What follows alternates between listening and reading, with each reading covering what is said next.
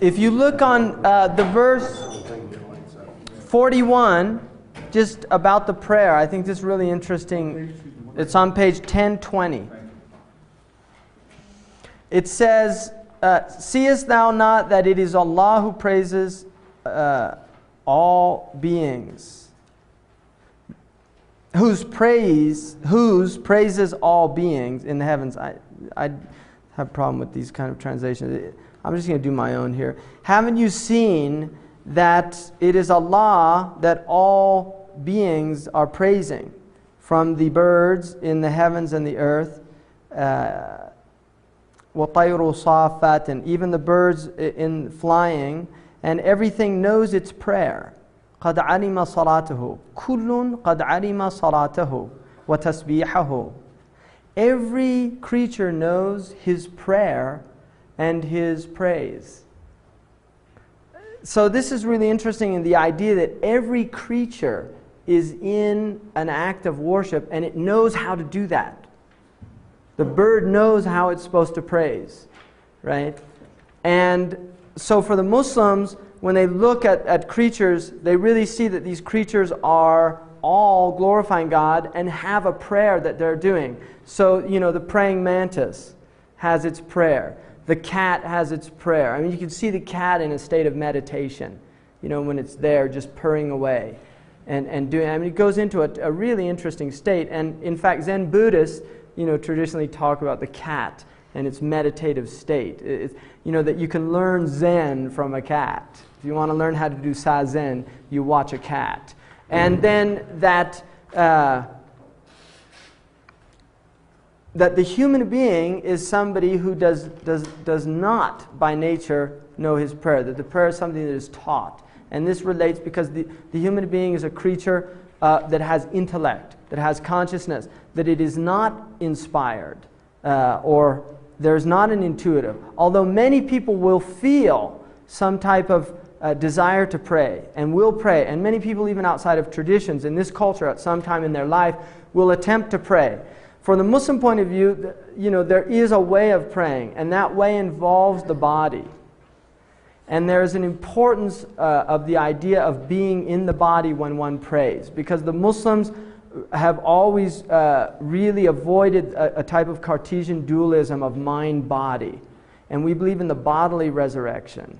Although we do see that the soul is connected to the body, and the soul does disengage from the body. And in fact, the Muslims believe, according to the Quran, that the soul even disengages during sleep, that there is a disengagement that takes place.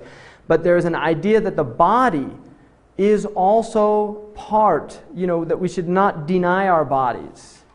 In fact, the body is part of our being and does represent a very important aspect of our nature. And so the prayer is a physical prayer as well as being a spiritual prayer. That the body itself is being used as an act of worship. And so there is a standing, and then there's a bowing, and then a return, and then a prostration. And each of the limbs is participating in that. In fact, the 7 limbs, Hakim talked about that, the 7 limbs. And then there's an idea of putting the forehead, right, and the nose onto the ground, literally onto the ground. And the act of this, there's a symbolic act, which is elevating the heart over the intellect.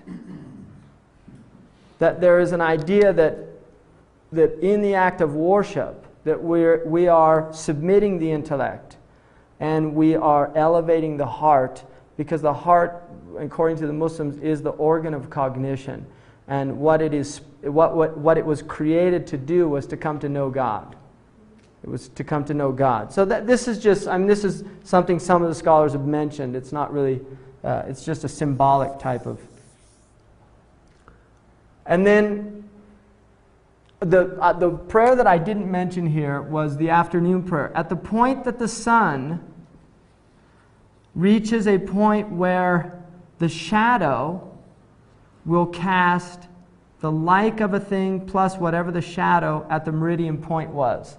So most people, if you measure your height to your feet, the vast majority of people, what they call the 2 standard deviations, right? 95% of people are going to come between 6.5 to 7 feet of their height, if you have normal foot size to your height.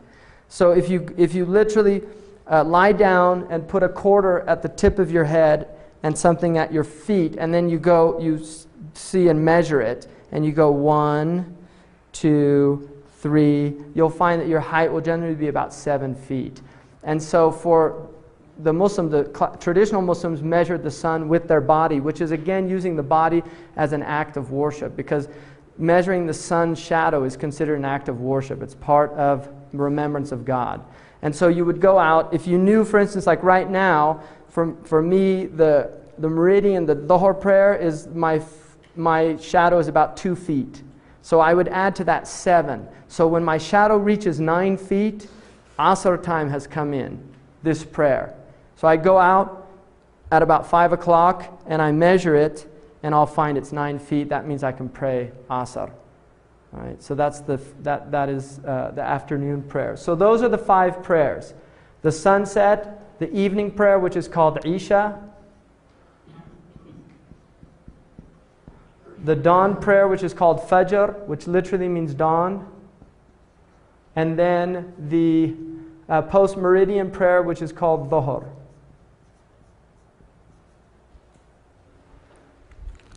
So those are the prayers. That's the first pillar.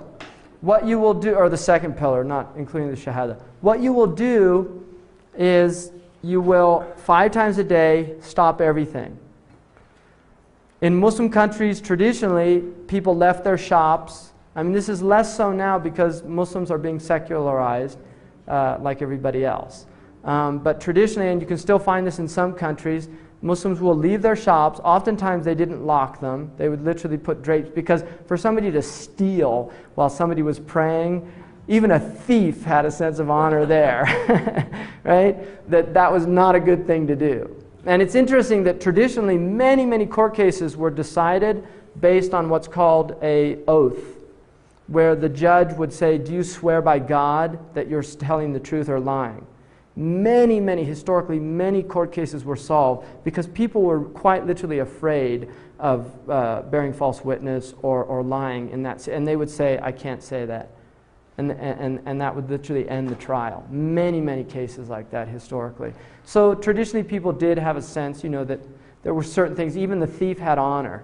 There's a famous story of Imam al-Ghazali, great theologian and scholar, who studied he's from Tus in Persia, and he'd studied in one of the great Persian cities, and he had spent 2 years transcribing all these books by hand, because this people, there weren't printing presses. You wanted books, you had to write them out. He went to the library, spent 2 years doing that, and on the way back, their caravan was attacked by brigands, and they were taking his books, and al-Ghazali begged this chief of the thieves, you can't take all my knowledge. And the thief laughed, and he said, what kind of knowledge do you have when somebody like me can steal it? And al-Ghazali said that he realized that God had made him say that, to let him know and to remind him that true knowledge was not in books. Right. What's that? Yeah, that's it. What's that? The 5th prayer, let's see, you would have Maghrib, Isha, Fajr, Dhuhr, and Asr is the last prayer, Asr. And that means the afternoon prayer.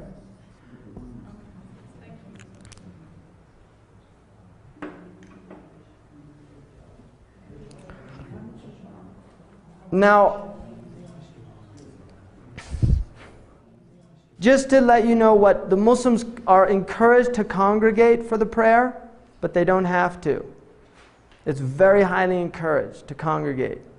Women can go to the mosque and congregate if they like or if they don't. It's not encouraged for them. The house is actually where the women generally pray in most Muslim cultures. And I will just make mention of certain phenomena that you relate. Traditionally, there was no barrier between the men and the women praying. That is a later innovation. It was not the tradition of the Prophet. The Prophet did not have a barrier between the men and the women. That came later. In many Muslim countries, you still do not have that barrier. For instance, African countries, North Africa, you do not have that barrier. In the Middle East, in the Indo-Pak cultures, you will tend to find barriers. So that is more of a cultural phenomenon. It is not a religious, it's not part of the religious tradition. Even this, what they call the masharabiyya in the mosque here, which is this a latticed woodwork between the men and the women, that is not traditional. That is, well, it's traditional in terms of Muslim culture, but it is not from the religion. The religion does not say that. That is something that people introduced as a cultural phenomenon. So, and that's important to remember. And there are some countries that, you know, I think a few where there's an extreme patriarchy there, and, you know, women, it's really hard for them to pray in the mosque. And that, again, is a cultural phenomenon because the Prophet prohibited that. He said, do not prohibit women from going to the mosques. And it's a sound hadith. Where? I think probably on the Arabian Peninsula, you will find in some of the mosques in the villages. In Mecca and Medina, definitely not. There are women praying there. Mecca, you'll look here, the black are generally the women. In the pictures, if you see of Mecca, the Kaaba, when you see big black groupings, those are generally the women, and the white are the men, right? Because in that country, they tend to wear black and white. The men wear white, the women wear black. In Algeria, the women wear white. So that, again, is a cultural thing of color. In West Africa, where Dr. Nyang is from, women they're like cockatoos, you know, they're very, very colorful. Lot of color in their hijab. And Morocco, it's pretty much almost like a basic kind of unisex type. They wear a jalaba, and the differences would be in the colors, but the actual jalaba is very similar. The women wear the same dress as the men do, except the colors distinguish. So, The communities that do this gender separation, do they think of it and explain it as being Islam? I think mostly they do. I think most of them do.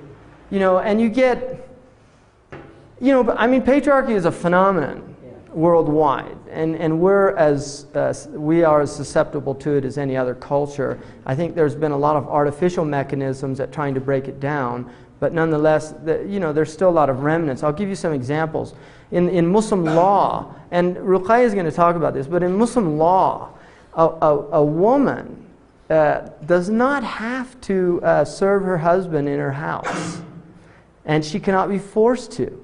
If she refuses to cook, the man has to provide somebody who will cook, or he has to cook himself. She is highly encouraged to do that, but it is literally within the Islamic law that she has a right to say, I don't want to cook.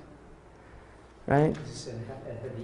It's based on the hadith and based on the scholars' interpretation. But this is literally 1,400 years ago when these judgments were being pronounced. You know, that women, the money is theirs.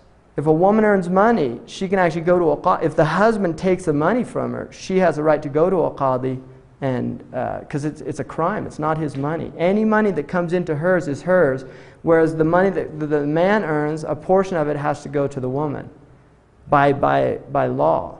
So it's very interesting. You know, I think that you know, the phenomenon of the abuse of certain characteristics that the man, certainly physical, which is changing in this country, but generally in most societies, men tend to be physically stronger and have been able to coerce women physically to do things. And there's a very interesting verse in the Quran, which is about Asya, the wife of Pharaoh, when she says, "Oh God, save me from my husband, the tyrant." And I just find that's really fascinating that's a dua. You know, it's a prayer in the Quran from a woman about her husband who's a tyrant, being asked to be saved from him. And I just wonder historically, you know, how many women that has been a type of, you know, sustenance for that type, you know, in this culture as well. I mean, we still have very serious problems with domestic violence, and we tend to really look at the public space and not so much, we forget about the private space, about you know, a lot of mental cruelty, it's all still going on, But there's a type of openness that has emerged in the culture where these things, people can talk about them. Mauritania, where Sheikh Abdullah's from, we were talking about this, about domestic violence and things like that. And it's interesting that in Mauritania, it's impossible for a man to hit a woman. It's literally impossible. One, because of tribe. In other words, marital relationships are they're very related to the family. And so for there to be any injustices towards the woman, it's going to affect very heavily on relationships, interfamily relationships and things like that. And the women generally tend to be very educated from his group particularly, and know their rights, and they're strong women. There's also no polygamy in that culture at all, because the women put a condition in their marriage contracts: I don't want a second wife. And they know that's a right that they have. Right? They can stipulate that in a contract, and they do that. Absolutely. From Hadith? It's from, again, it's from the scholars' understanding and interpretation. There are early community instances where that was from the companions, where that was established. Did somebody ask a question? Yes, can you speak a moment about the ablution? Ablution? The cleansing, I guess. Okay, good point about the prayer. There is a water cleansing, ablution. I hate that word. I don't know where that comes from, ablution. Ritual ablutions. It's a Latin word, but I just don't like it. It's Catholic, do you think? Is it? It's used in the Catholic Church. It is, isn't it? Yeah, I think that's where they got. It's always bothered me, that word. I just don't like the way it sounds. It sounds like something bad. Ablution. Brother, do your ablutions, right? There is a water purification, a ritual purification with water before you pray. You should use a small amount of water. It's not meant to waste water. It's actually encouraged to use a small amount. And it's basically a washing of the face, the arms up to the elbows, a wiping of the head, not a washing, just a light wiping, and then a cleansing of the feet. And the idea is to enter into a ritual state. All religious traditions have this idea of entering into a ritual state of purity before you go into the divine space. And that's the idea there. And the proof that it is ritual and not related to actual physical type, although it does have physical qualities, is that you can use earth to do it in the absence of water. So you use the earth. The Prophet Muhammad said that the earth was given to my community as a place of worship, the entire earth, that we can worship anywhere on the earth, and as a purification, that the earth is seen as a source of purification. And the Prophet Muhammad, peace be upon him, said in a tradition related by Tabarani, he said, beware of your mother, the earth, that you should transgress or oppress her, because she will bear witness against all of those who have transgressed against her. And there is an idea in the Islamic tradition, literally the Prophet Muhammad said that the entire earth is raised up on the Yawm al-Qiyamah, on the Day of Judgment, and will bear witness. And the Prophet Muhammad said that rocks will bear witness, that trees will bear witness, that rivers will bear witness against those who did harm to them without just cause. Right? Is there a tradition of ritual cleansing for women after their menstruation? There is. Like in the Jewish tradition, yeah. A woman is considered ritually impure during the menstrual cycle, and she does not pray during that period, right? Because that is a cleansing time. She does not pray during that period. She's absolved from the prayer, and there's no stigma related to it. In fact, the Prophet Muhammad, because in some of the Orthodox Jewish tradition, the woman is, the man stays away. Yeah, she's separate. The Prophet knew, because there were Jews living in Medina, and he wanted to break that tradition, and it's recorded that he recited the Quran while on the lap of his wife Aisha while she was menstruating. And he was letting people know that there's nothing wrong with the woman during that time. It's just a period of personal purification, and it does not extend beyond her. She can cook. Like she's allowed to cook during that time. She's allowed to, in fact, even foreplay is allowed during that time between a male and a female. But the Prophet said, avoid what is between the belly button and the knee. In other words, don't, because that's a time when it's prohibited for actual sexual intercourse. But the Prophet said that is a time when male and female could have like foreplay, sexual foreplay. with the exclusion of intercourse only.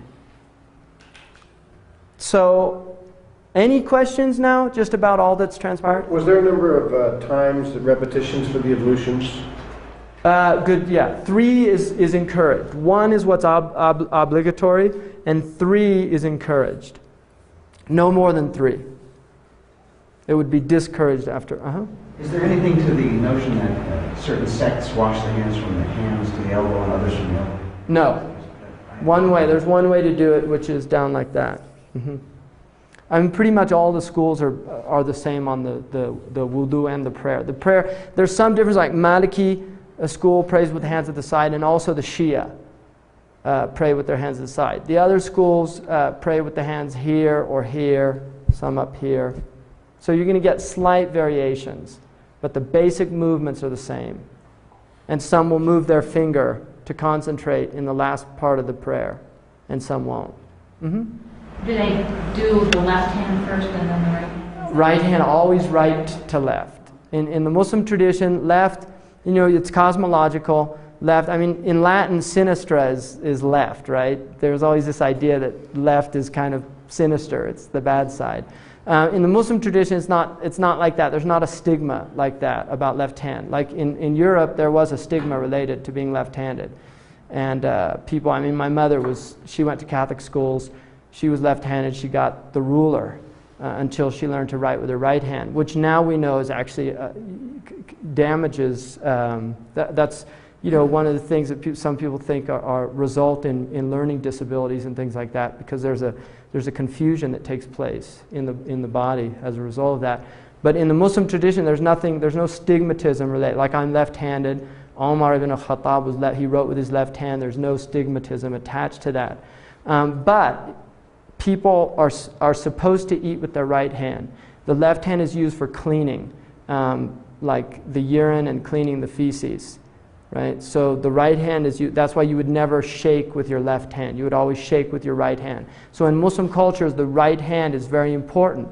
And one of the reasons that the thief loses the right hand is it's when they break there's a deep breach of the social contract when a human being steals from another human being, and there is literally a severing from the society that takes place. So to lose the right hand is a very traumatic experience in the Muslim culture.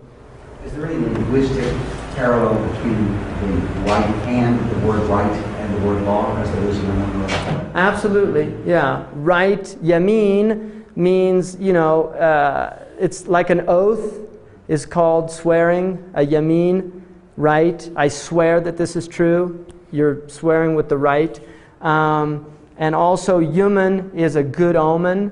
And sha'am, which is related to the left, is a bad omen. So there is a cosmology involved in it. And also the idea in classical cosmology, which is Indo-European as well as Chinese.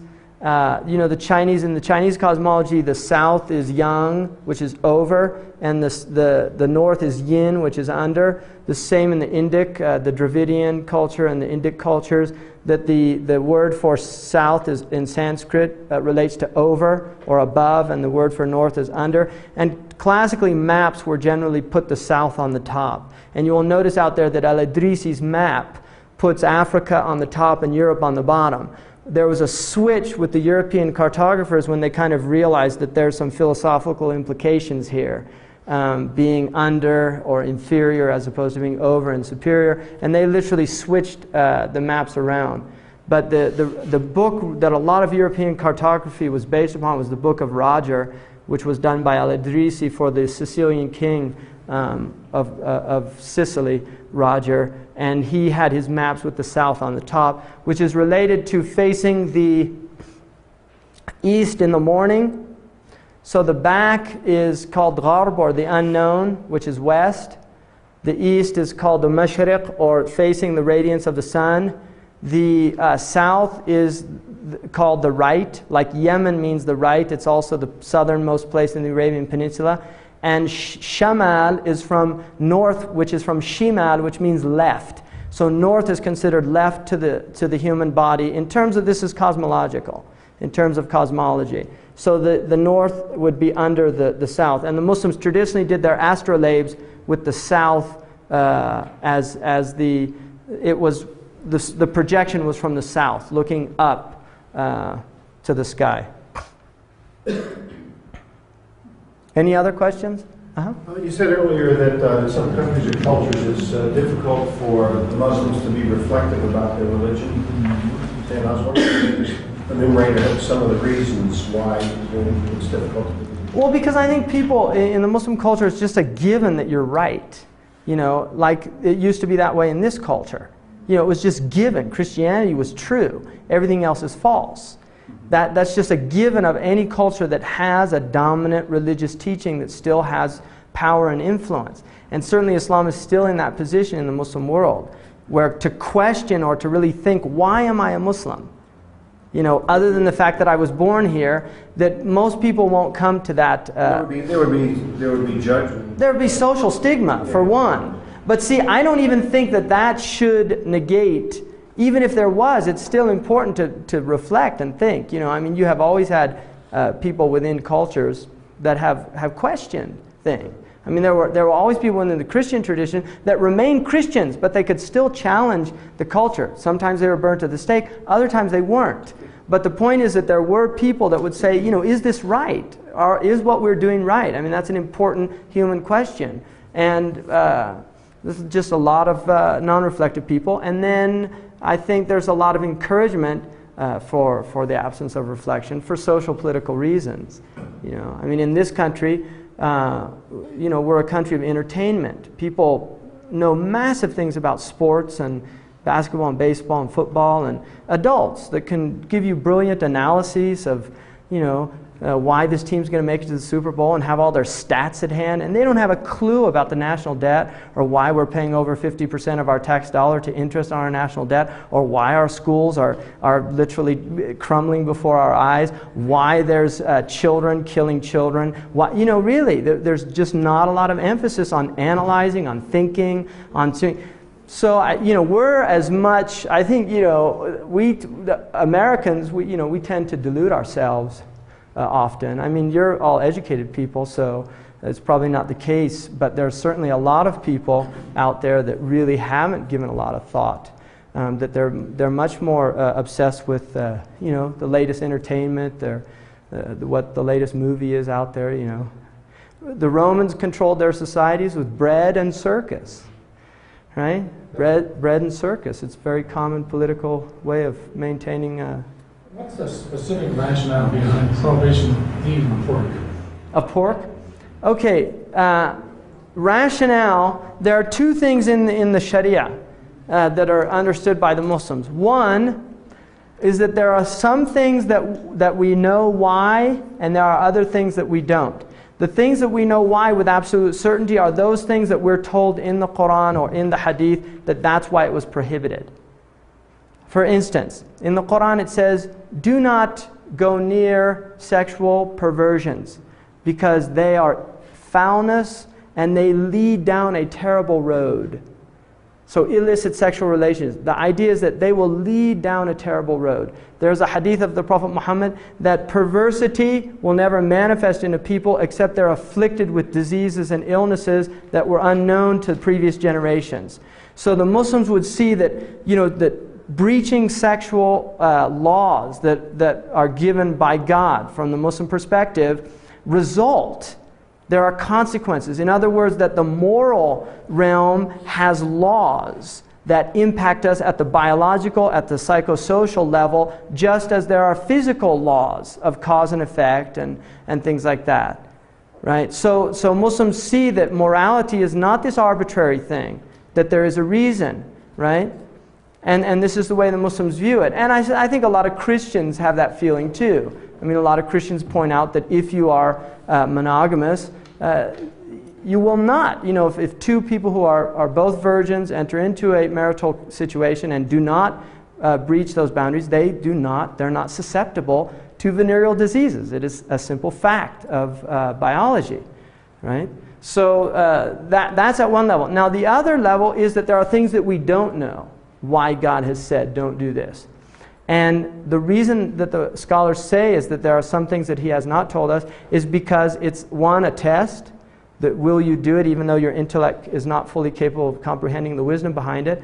And two, that it's an aspect of submission again. Now, the scholars have always encouraged seeking reasons, wisdoms to increase people's faith, but never to say as an absolute, this is why. Concerning pig, generally pig has been considered an unclean animal. It eats unclean things. Its form is it's an unclean form. And some modern Jews, like Reformed Jewish tradition, some of them who've gone to very liberal positions have pointed out, this was really for trichinosis and diseases that related to, but now that we know scientifically, and they would actually consider it acceptable to eat pig. The Muslims would never go to that. Why is shellfish not prohibited? Shellfish is discouraged according to Imam Abu Hanifa. But the reason that it is not prohibited is because there is a hadith of the Prophet Muhammad that what comes out of the sea is pure and halal for you. And that's where it comes from. But Abu Hanifa did consider it makruh to eat shellfish, because it ate unclean things. And that was the reason that he gave. So that is a position, but it's not a dominant position.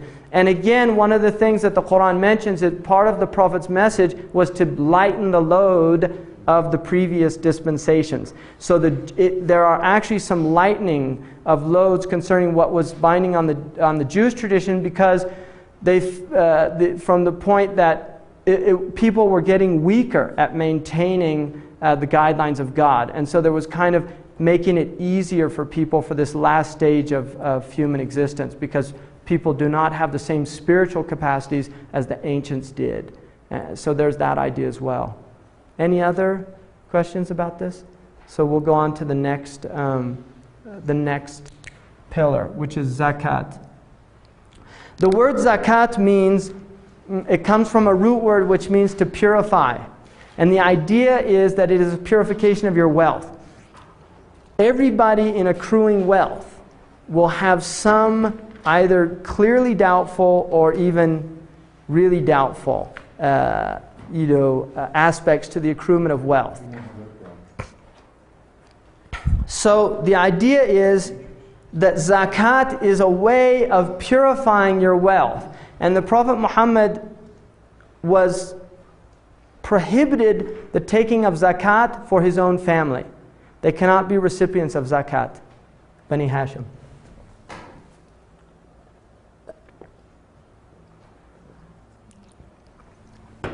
The reason is that he said that zakat is like the feces of wealth. In other words, the body needs to let go of its impurities in order to maintain its purity. And zakat is seen as a letting go of one's wealth in order to purify and make the wealth that it has grow, literally. Yeah, but if how do they then turn that around to the recipient who receives this? The recipient who receives the wealth, for the person it is a purification. Yes. For the one receiving the wealth, it is a right. It's seen as a right. And so it changes perspective. There's a shift in perspective. In other words, the one receiving it is not receiving anything filthy. Right? It's a right. And it's encouraged when you give zakat to somebody to not tell them it's zakat, so that they don't feel, to give it as a gift, so that they don't feel, because some people have a pride, they don't want to feel like they're like a welfare type state, that I need, that it's encouraged. You don't have to tell them it's zakat.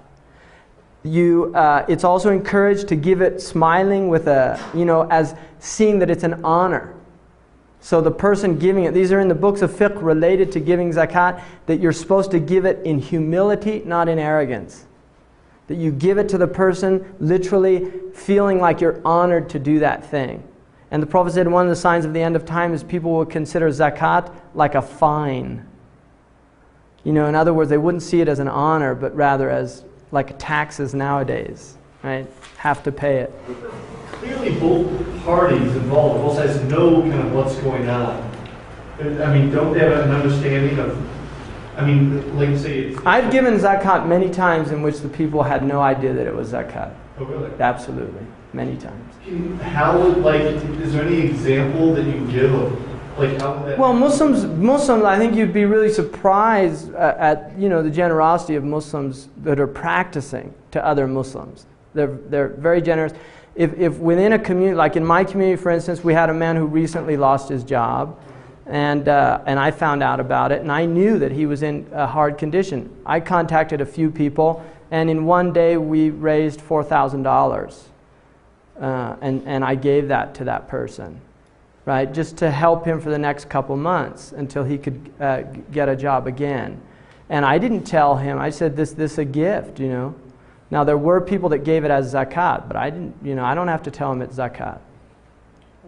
Mm-hmm. There are times when you'll find things on your doorstep. That's true. You may find a rack of lamb, you may find an envelope with money, and you don't know who. Very common in the Muslim community. There's definitely, I think Muslims do still have a sense of taking care. Like things like homelessness in the Muslim world, those are still real shocking. Like the other day we saw a man, and I was with Sheikh Abdullah, and he didn't have a shirt on. And he asked me first if he was crazy. Because in their country, you would never not wear a shirt in public. It would literally be, for them, it's a sign somebody was mad. And the same with shorts. That's something he hasn't, I don't think he's quite grasped it yet. Just because their culture is still very, very modest. But we told him that he's probably homeless, and he said, "What does that mean?" And he literally didn't know what it meant, because in that country you could they just build like they take tree limbs, and the women will sew like burlap sacks together and make a little house, and you don't have to pay property tax, and you don't have to, you just set up shop. And he didn't have a concept of like being homeless, and then he just said to me, with all of this, like, there's so much here. Because he's coming from a place where there's nothing. And he said, how is it that, like, somebody could be without a place to sleep? With all, like, it was something that I don't think his intellect really could quite grasp, right? Very kind of interesting. Really interesting book to read about this is Winners and Losers in the New World Order by Jacques Attali, right? He talks about this phenomenon of increasingly people becoming accustomed to planetary boat people. That's what he calls them. Planetary boat people. Where you'll go to the ATM and the bums there, and we just become inured to it because it just becomes more and more difficult for people to deal with. How is the giving of zakat in relationship to whether the receiver is Muslim or not? The receiver, that's a good question. Let me tell you and I'm going to get to that. Let me tell you basically, zakat is a local tax. It is not meant to go outside of the community. The Prophet said those closest to you are most worthy of your help. So the idea of acting locally is really important. That, if you're fighting for the rights of the Tibetans, and your own community, there's people oppressed, the Muslims would see that as a kind of disconnection. Doesn't mean that you're not sympathetic with something happening over there, but the thing is you begin at home. You begin cleaning up your own home. So zakat goes back to the wealth of the local community. If there was no one in that community that is impoverished or needs zakat, then it will go outside of the community. And you first give to your relatives who are in need before you would give to strangers. Now, the recipients of zakat, there are 8 categories mentioned in the Quran itself, and those are considered the only recipients of zakat. One of the only non-Muslim group are what are called mu'allafat qulubuhum, which are people who are very close to Islam. They're very interested in Islam, they're close to Islam. Those people, it's permissible to give them zakat money. If they're not Muslim, then you can donate money to them, but you cannot give zakat. Zakat is the right of poor Muslims.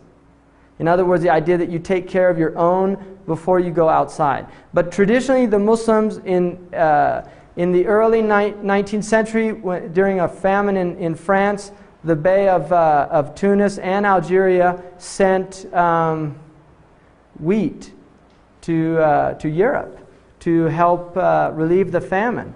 So traditionally the Muslims did have a concept of helping other peoples if they had a surplus. But first you help the people within your community. And then also Jewish, there's a beautiful story of Sayyidina Omar, because Jewish and Christian and non-Muslim peoples like Buddhists and others pay a tax to live under the Muslims. And Omar saw a Jewish man begging, an old man, and he said, "Why is this man begging?" And they said, "He doesn't have any money." And he said, "We took money from him when he was young, so we should take care of him in his old age." And so he demanded that Christian and Jews and other people, if they had no one within their community to take care of them, then there should be money taken out of what's called the Bayt al-Mal, or the collective bank of the Muslim government, to help those people. And it's interesting that during the time of Umar ibn Abdul Aziz in Damascus, the government actually paid for and supplied people, not dogs, but people to take care of blind people as an employment, right, which is mentioned in the books. Is there a certain percentage then that they make? Good question. The percentage is, there are three types of zakat. Income tax is prohibited in Islam. You cannot tax people for income that they're using to live by. You can only tax them according to standing wealth that 1 year has accumulated. So if a year has passed and you still have the wealth, that's what you pay zakat on. You don't pay zakat based on what you made that year. So if I made $50,000, but at the end of the year I have zero, which is the case of a lot of people in this country, right? And they actually have to borrow to pay the IRS, that you do not pay any zakat. You pay zakat at the end of a lunar year. You pay zakat on what you have that a year has transpired with. And you pay 1/40th. 2.5%. No, of the entire thing. So if I had $40, I would pay $1. Yeah, so you pay 1/40 of what remains After the whole year, yes. Yeah, it's not a big amount. But if, go ahead. You may only need, let's say, a $6,000 car to get around, of wants and needs. Right. I mean, you may only need, let's say, a $6,000 car to get around, but you buy a $100,000 one. Exactly. Okay. Herb asked, I think, a good question. Where does want and need come into this? In other words, if I'm a wealthy person and I buy a car for $100,000, and I'm a poor person, I buy one for $500. Can I just spend my money on that? Yes. Wealthy people, their money is discretionary. It is highly discouraged to waste, and it is actually prohibited to be grossly extravagant. But the Prophet Muhammad said, Allah loves to see the traces of His blessings on His creatures. And so it's encouraged for a wealthy person to dress, not extravagantly. He should wear things in order to show the blessing on him. And there's a beautiful book called Envy Towards a Social Theory. Fascinating book about the disruptive aspects of envy in a culture. And one of the worst things in Islam is envy. It's literally considered one of the worst things. It's one of the 7 deadly sins in the Christian Catholic tradition. My father was Catholic, and he said that he's unfortunately familiar with about 4 of them. And his friend told him, one's enough to kill you. But envy is one of the 7 deadly sins, right? In our Western tradition. In the Islamic tradition, it's also one of the real bad things. And so the idea is that poor people should not envy rich people. It's really considered a bad thing to envy rich people.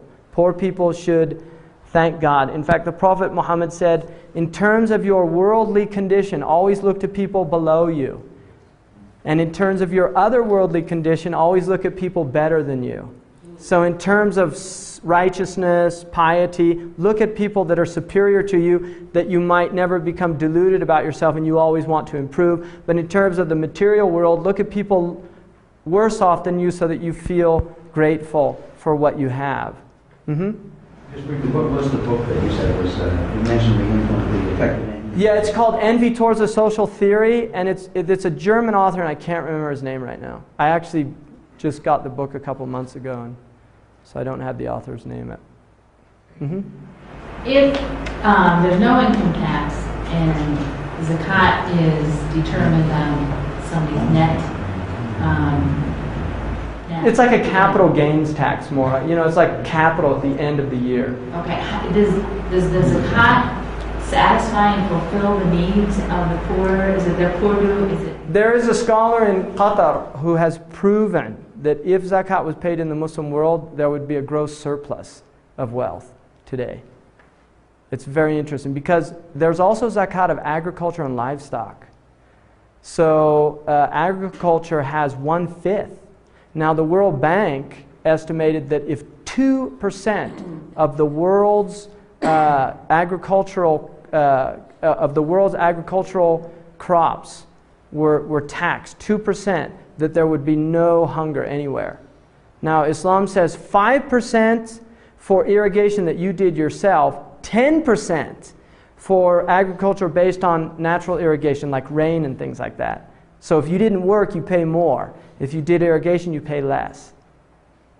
So 10% of wheat, corn, barley, all of these grains is taxed, and it's supposed to be given and then distributed to the poor. Also livestock. So for every 5 camels, 1 sheep is given, like that, right? 30 cows, a calf, 40. Question, you were talking about the livestock, and I was just thinking about Saudi Arabia, when all the pilgrimage, when all these people come and they wish to make sacrifices. Right. How do they deal with it? They can them and they send them around to poor people around the world. That's what they do now. The meat that's sacrificed during the Hajj, and no, I didn't sacrifice. You don't have to sacrifice if you made there's 3 ways of making Hajj. And I made it the way that the Prophet ﷺ made it, where it's not obligatory to sacrifice. You can if you want to. I did not sacrifice. But if you do sacrifice, the meat can either be eaten there, it's encouraged to distribute it amongst the poor. And the Eid, the reason that's encouraged to sacrifice during the Eid traditionally was that poor people generally did not eat meat very often. And so the idea was on the Eid, it was a time when you brought meat to the poor people to give them meat. Now meat is becoming more increasingly cheaper, and so you're finding people are meat eaters all over. Sayyidina Omar said, beware of meat because it has the addiction of wine. And he also said to one man who used to eat meat every day, every time you desire meat, you buy it? And he said, yes. And he said, I'm afraid you're going to be from the people who lose all their good deeds in this world. In other words, that you enjoy the world so much that you can't show the right gratitude. So it was not encouraged to eat meat all the time. And now Muslims have become heavy meat eaters, but traditionally most Muslim cultures were really more semi-vegetarian cultures. It's kind of more of a recent phenomenon, the heavy meat. And beef is very new in the Muslim world. Traditionally Muslims were not beef eaters. They were goat and sheep. In Muslim cultures, where, particularly in the 20th century, where there's been, say, oil discovery and wealth, how is that affected zakat? Is it causing problems between? That's a really good point. Yeah, there is a lot of problems. There's a lot of resentment. There's a lot of envy, things like that. But technically, buried wealth, there's different opinions about it. Most of the scholars say that it goes to the Muslim collective bank, what's called the Bayt al-Mal, and it should be used to develop the Muslim communities, to help the poor, to build schools, to do these things. It should not be personal wealth. Some say that no, 20%. It should be taxed 20%, and then the land of the people that it was found on, they're the ones that benefit from it. So there are some differences of opinion, but there's definitely, in many of the countries where there's been natural resources discovered, and the Muslims do have a lot of natural resources in the Muslim communities, there's just been a gross expropriation of the wealth and exploitation of it, which is very unfortunate. And there's also been a lot of outside influences. I mean, we know when Mossadegh, who was the prime minister of Iran, wanted to nationalize the oil, there was a CIA coup that ousted him. So there's hands outside that are also impacting very seriously how the wealth is being used. People, if you know about petrodollars, then you know the fact that the vast majority of petro wealth is literally being supplanted and invested in Western banks, and the Western banks in turn are using that to finance a lot of the projects in the quote-unquote third world, which end up causing major problems because of interest payment and things like that. So very complicated world conditions, but I think they're really worthwhile bringing up to your students. Because we have to, as communities, we just have to start thinking about this stuff. We're so marginalized from these dialogues, and I think just normal people should be participating in trying to understand what's going on. Why are countries like Mexico, paying these massive interests to, there's more interest now coming out of the third world than there is aid going into it. So there's a lot of very serious contradictions going on, and then a lot of the massive projects that are being developed, the World Bank and the IMF encouraging these gross projects, the dam now in China and Brazil and these type of things that really, if you read somebody like Suzanne George, really worth reading. Fate Worse Than Debt, Ill Fares the Land, How the Other Side Dies. She worked for the World Bank and then kind of reneged and realized that she felt that they were doing a lot more harm than good. And she's written some really, really worthwhile critiques. And not from a kind of conspiratorial type, just really kind of analyzing the thing. I think Suzanne George, she works now, I think she's supported by the Catholic Church, actually, one of their organizations. You said there are 8 types of zakat. There are 8 recipients. Recipients. There are 3 types of zakat. Can you run through? Poor people. By definition, there are 2 types of poor people. One is called miskeen, and the other is called faqir in the Quran. The miskeen is the one who doesn't even have a day's worth of their livelihood. The poor one is somebody who does not have a year's supply. They do not have enough money to get through a year, and they are accepted as a recipient for. Deserving poor and undeserving, where Christian charities see. Yeah, that's a good point. If the person is known to use things, like if they're alcoholic or known to do things, then yeah, you should not support people that you know the money is going to go, and there are more worthy people for it. That is encouraged to look for the more worthy people. And then you have the people who collect it. So there is a portion of it taken out to employ the zakat collectors. And then you have indebted people who are in debt. And that is a type of debt as long as it was not accrued through wrong actions like gambling. And it is a debt in which they're in serious trouble. The debt has reached a level where socially they're really being jeopardized. And then you have and also indentured servants, people who bonds people. Because in Islam, traditionally, although this doesn't exist anymore in the Muslim world, traditionally there were people who were bondspeople that were under the yoke of somebody. And those people in Sharia, if they desire to be freed from that yoke, then they have a right to zakat to pay off whatever their worth is, right? And so that's a group. And then also so that's 5. And then you have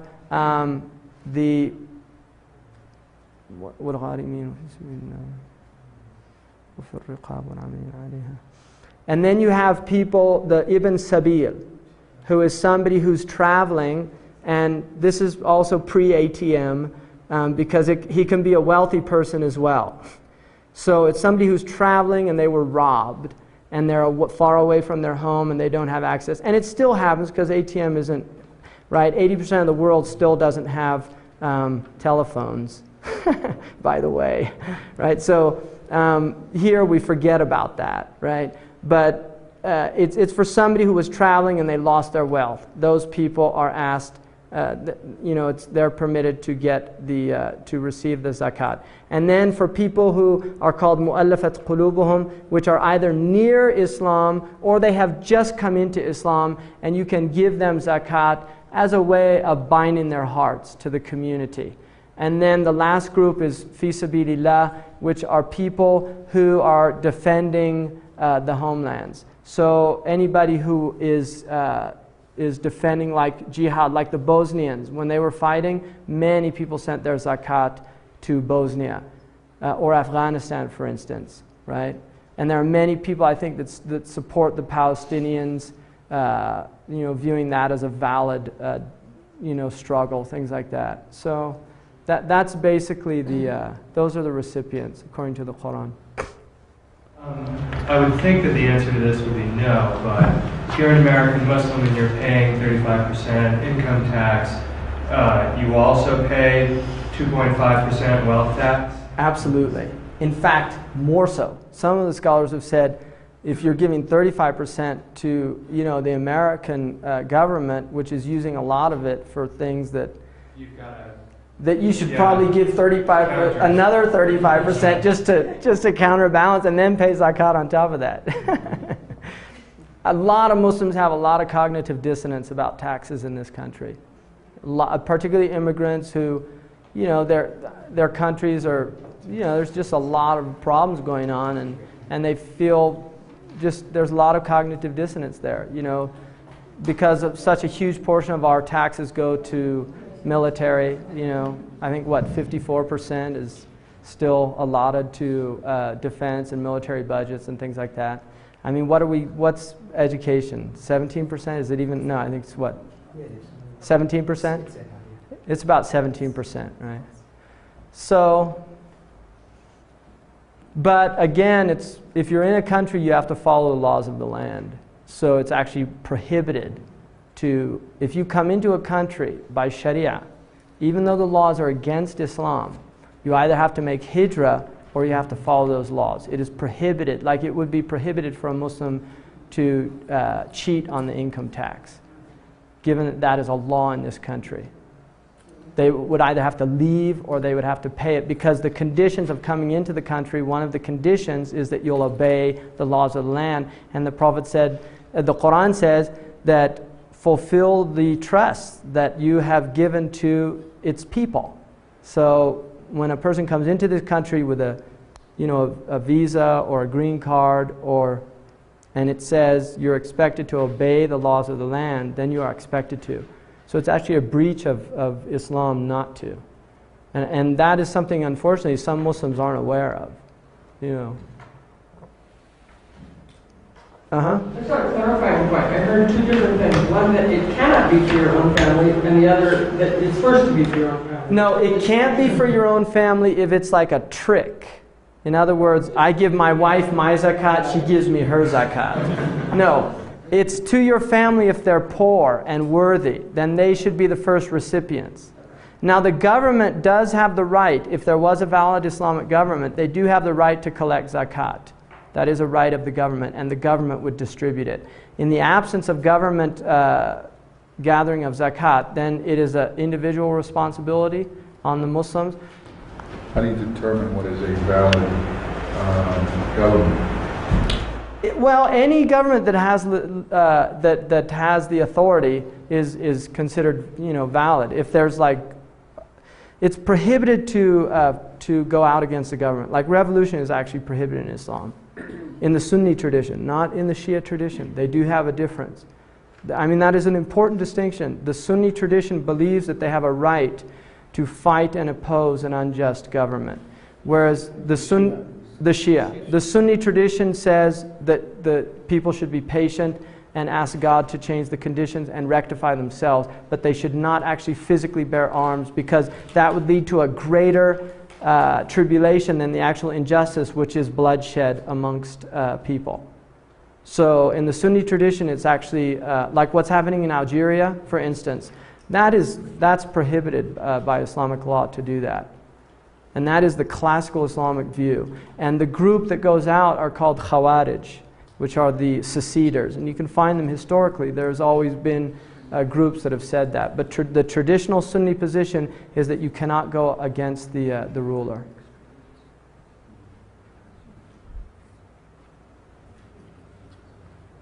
Any other questions? When you mention a legitimate Islamic government, would this be a government that has as its ultimate law that... Absolutely. I mean, that's the ideal. But even if they're not implementing the Quran and they don't openly say that they don't believe in it, they're still considered the legitimate government. So they would then have the right to collect the zakat? Yes. And this could be in lieu of a welfare department or something like this? Zakat, that's the whole point of zakat. Yeah, it's to help the poor people. It's a right of the poor people. And it's interesting because the Prophet said, take from your wealthy the zakat and return it to the poor people. So it's almost like, people get rich off poor people because the vast majority of the world's population is poor. I mean, we forget that. We really do have a very high living standard. But the vast majority of the world's population are poor people. And the wealth, even America's wealth, is largely dependent on a lot of, of wealth from other countries. We have very cheap oil in this country. I mean, for example, for a liter of Coke is about how much? I don't buy Coke, but what are you paying there? $1. $1? You're paying more for sugar and water than you are for a liter of oil. Right? And sugar and water are pretty much inexhaustible resources. Relatively, I know there's some problems now with water and things like that. Whereas oil, you're dealing with an inexhaustible resource. It's grossly underpriced.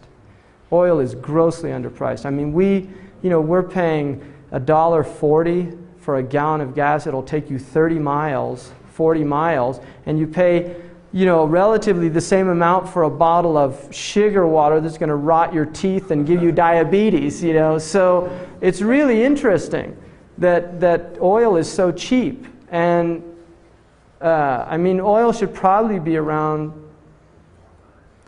what's that? I was saying 4 or 5. At least. My father now, that's what he's in. He left teaching and got in because my grandfather was in the oil business. And he got in it through, when he married my mother, he started working in that, and he's always going on about it. Drives him crazy because he said it should be around at least 50 a barrel or something like that. It's just grossly underpriced. So, but we have the luxury of having very cheap oil, and the majors, it's hard to believe, but they actually maintain those low prices. So.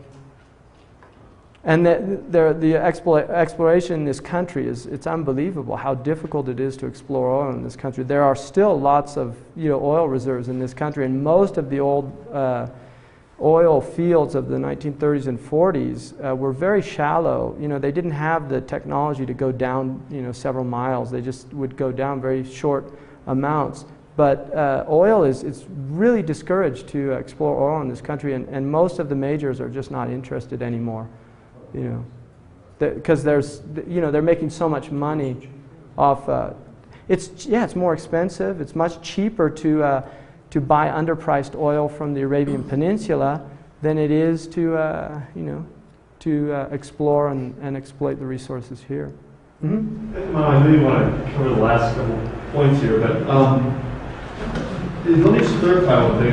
Is it so Muslims in the United States would pay obviously the federal and state and city income property taxes that they owe? In addition to that, they pay 2.5% yes. of and many of them do and many of them don't. There are many Muslims that don't pay zakat anymore, but there are many that still do, because now it's an individual thing. There are many Muslims in my area. There are about 70,000 Muslims estimated in the Greater Bay Area. Maybe from that 70,000, 8,000 to 10,000 are actually praying. So, and from that 8,000 to 10,000 of those praying, there might not be some that are paying zakat. So it's now become more of an individual. Do you think that's a fair estimate, Suleiman? Because you're more familiar with those type numbers than I am. Isn't it? I reason it's about 10% generally within any given population in this country. Do you think that's accurate? Yeah, that's good. So, and Muslims often fall in very high tax brackets in this country because there's a lot of physicians, there's a lot of engineers, so they're paying a lot of taxes, right? Mm-hmm. In this category, in this zakat category, is that where you were planning to discuss the idea of lending and interest and paying interest in this? Or That's another, I was going to do that with the Sharia, but I can bring that up now, the idea of just, yeah, let me just get through that. Go ahead. Okay. No, lost it. I'll come back. Okay, just when it comes back. Fasting is the next pillar, and that's one lunar year out of the month called Ramadan. It will change. Now it's interesting also to note that the lunar year is basically, it will make a full cycle. In other words, it will go through the solar year one time every 32 years. So if a person average lifespan is somewhere around 65, now it's a little higher in this country, but you're going to be fasting 2 times in all the months of the year. So Ramadan will be in December twice in your lifetime. Now it's very interesting because that's related to a kind of justice as well. Because of the different places on the earth, you will find that Ramadan, for some people it's very long at a given part of the year, and then other people's it's incredibly short. So in England, there are periods where it will be very long, and then there are periods where it'll only be like 7 hours, very short fast.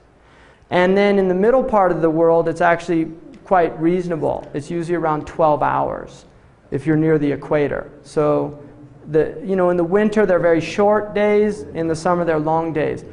Fasting is basically abstaining during the lunar month of Ramadan from food, from drink, including cigarettes, from taking anything past the throat. You can rinse your mouth and things, but anything past the throat breaks the fast. And from sexual, both foreplay and actual full intercourse. So during the month of Ramadan, those things the Muslim is commanded to abstain from, both men and women. In my school, which is the Maliki school, it's not encouraged for children to fast. It's actually discouraged. And if they get older, like around 10, 11, then they can fast if they want to. But it's not considered something that you should force a child to do. So, any questions? Fasting's pretty straightforward. Is there any? Mm-hmm. There have been some students at my school who, during Ramadan, even though they may have been sick and should have been drinking fluids, didn't drink. Muslims, you'll generally find, are pretty rigid about that. And that has to do sometimes with not fully understanding the tradition, because if you're diabetic, it's actually prohibited to fast. If a physician thinks that it's harmful, it is prohibited by Sharia, and you would actually be doing something haram in the teaching. You would be doing something prohibited. Because preservation of the self is the second, after preservation of religion, it is the second highest priority in the Sharia. Could you go through the categories of those who are exempt, other than you said diabetics? Old people, if it's difficult for them. If they're able to, but it's hard, they have a choice. People who are traveling have a choice, but if it's hard, they're encouraged to break it. And if it's extremely hard, undue, then they have to break it. A pregnant woman, a nursing woman, and she can either decide for herself or get a doctor's opinion. And the doctor's opinion would be binding on her.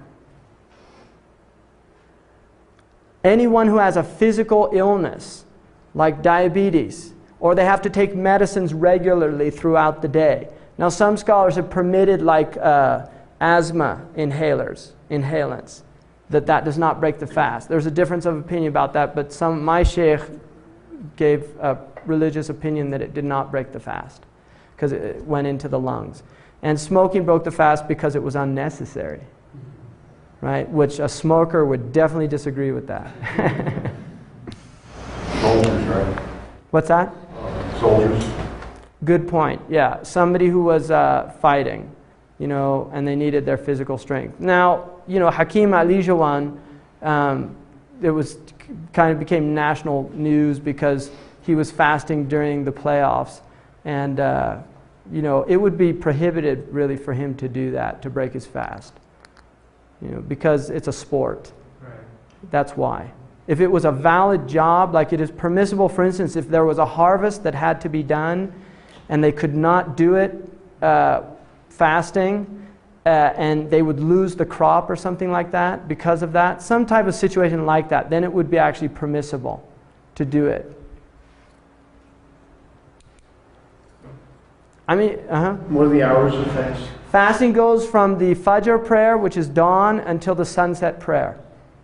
And then you can eat, sleep, well, you do sleep in the daytime anyway, but you can eat, drink, and have relations with your husband or your wife. It's during the nighttime. What about getting married? During Ramadan? During Ramadan. You could. Absolutely. Prophet got married in Ramadan. Yeah. Mm-hmm. Ramadan predates Islam. The month predates Islam, not the fasting. But the lunar months of Islam predated Islam. What predates Islam is the rites around the Kaaba. During Ramadan? No. Ramadan does not predate Islam. Fasting in Ramadan is second year Hijrah. Before that, the Arabs did not fast. And the Quran says, fasting has been prescribed upon you just as it was prescribed upon the people before you, in order that you might learn discipline. So it's actually considered a spiritual practice to discipline yourself. Now, if you think about it, people who abstain from for a whole month of not eating during the daylight hours, it gives the body, there is a very strong discipline that goes with that. It's prohibited to backbite at any time. Whether it's a Muslim or a non-Muslim, you are not supposed to talk bad about people. It is prohibited to lie. It's disencouraged to talk a lot, empty talk in Islam. It's just not something encouraged. There's a tradition, the Prophet said, كَرِهَ اللَّهُ لَكُمْ الْقِيلَ وَالْقَالَ. Allah dislikes empty gossip. Thoreau said that gossip was good in homeopathic doses. To head back to a question I'd forgotten earlier, you said if there were a legitimate Muslim government, then zakat could be applied. And I know that a lot of Muslims think there is not, but there are governments that claim they are, right. Correct? Have any of the current governments that claim to be Muslim governments started to collect? There's zakat. There's some zakat, absolutely, in the Emirates, in Arabia, in different places. They do have zakat, and people can pay it through government. Can or not? No, they don't have to. Okay. Yeah. But with a legitimate Islamic government, it would be allowed for that government to do it. Require, yes. Yeah. To require. Mm-hmm. Okay. But nowhere requires it currently. No. Okay. Could you explain why Ramadan? Is it when the angel Gabriel? Okay, good point. Thank you. Yeah. It's Ramadan. The reason Ramadan is the month of fasting is generally it says that this Quran was revealed in a blessed time. شهر رمضان الذي أنزل فيه القرآن. The month of Ramadan is the month in which the Quran was revealed. Now, the Muslim belief is that the Quran came to the first heaven, which is called Sama'ud Dunya, to a place called Baytul Izzah, the abode of dignity or exaltation. And then that happened in Ramadan. And the beginning of the revelation began on the 27th of Ramadan. And then over a 23-year period, it is being revealed to the Prophet. And in Ramadan specifically, the Prophet ﷺ said that Jibreel used to go through the Quran every month with him, but in Ramadan, he used to go through it every year with him in Ramadan, the entire Quran. And then in the last Ramadan of his life, he went through it 2 times, and he knew that was his last year. So the Ramadan is considered a very blessed time for Muslims. And traditionally, it's encouraged for people to go out and see the new moon. And the Muslims traditionally went out, sighted the new moon, and you would hear a lot of shouts of joy, Allahu Akbar, in the Muslim cities that go up on the rooftops and things. Mm-hmm. Is there therefore a connection between the crescent and the star? The crescent moon, interestingly enough, is a much later. It was the Mamluks that actually introduced the crescent moon. And I think it actually, it was a symbol of some of the ancient moon cults. It's become to be adopted as a symbol, but it's in no way an authoritative symbol of Islam. Muslims, it's like an urf, what they call a custom. And the Prophet said whatever the Muslims see as good is good with Allah. So there's an idea that the crescent moon has kind of been accepted by the Muslims but it's not from the Prophet Muhammad. It's an interesting thing about Islam is the absence of symbols, like icons and things. There really is. You go into a mosque and calligraphy is pretty much, and then you have a lot of geometric, which is later. But there's a real, there's just an absence of a type of iconography or something like that. Mm-hmm. I've heard it said that the Shahada is a symbol for Islam, written. Somebody said that. It's traditionally the Prophet did put it on his flag, and so it traditionally has been like. But again, when I mean symbol, I mean more like an abstract, not so much language. Language is symbols, obviously, but I mean like a cross or the Star of David or the Om Simbu statues. In traditions you have a lot of symbols. Like Hindu tradition has many symbols. The Christians have the Stations of the Cross. In a lot of Catholic churches, you'll see those type things. So finally, Hajj. Now, just about the fasting, I would say that traditionally the Muslims viewed fasting as a time of discipline. You should control your talk, your speech.